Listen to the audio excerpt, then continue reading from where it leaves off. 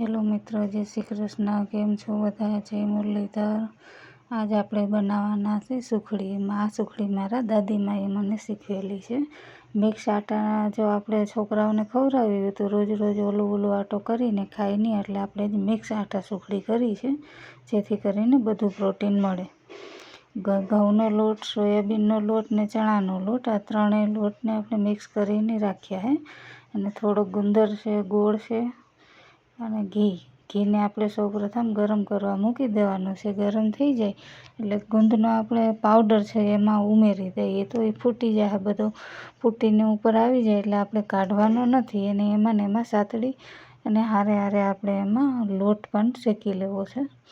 જો બધો ફૂટી ગયો છે, બધો ફૂટીને ઉપર આવી ગયો આપણો ગુંદ, એટલે હવે આપણે એમાં આ લોટ જે રાખ્યો હતો તે નાખી દઈએ. શેકાઈ જાય સરસ ગુંદને બને, એને ધીરી આંચ ઉપર આપણે શેકી લેવાનું છે.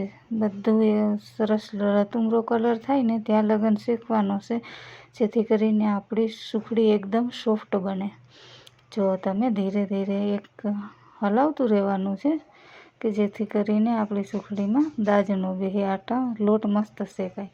લોટ શેકાઈ જાય એટલે આપણે ગેસ ધીમો કરી બંધ કરી દેવાનો અને સાઈડ ઉપર બધો લોટ ચડાવી લેવાનો છે, એટલે આપણે બીજા વાસણ પણ બગાડતા નથી.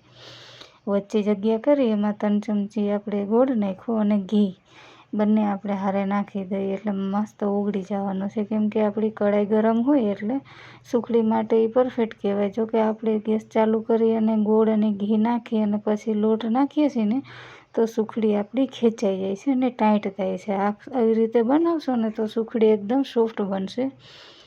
જો આપણી સુખડી તૈયાર છે. હવે કટોરીની મદદથી એક વાટકી લઈને આ રીતના આપણે દાબી દેવાનું છે. બધું પહેલાં આટાનો એ રીતના સુખડી આપણી દબાઈ જાય પછી એમાં ઉપરથી ડ્રાયફ્રૂટ નાખી દેવાના છે.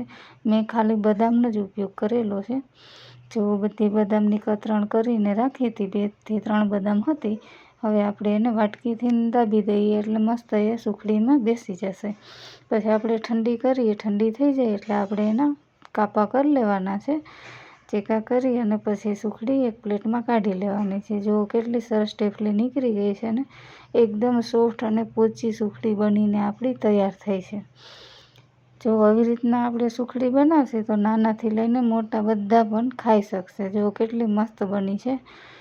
મિત્રો, મારી ચેનલમાં નવા હોવ તો મારા વિડીયો જોતા હોવ તો મને લાઈક, શેર અને સબસ્ક્રાઈબ કરવાનું ના ભૂલતા.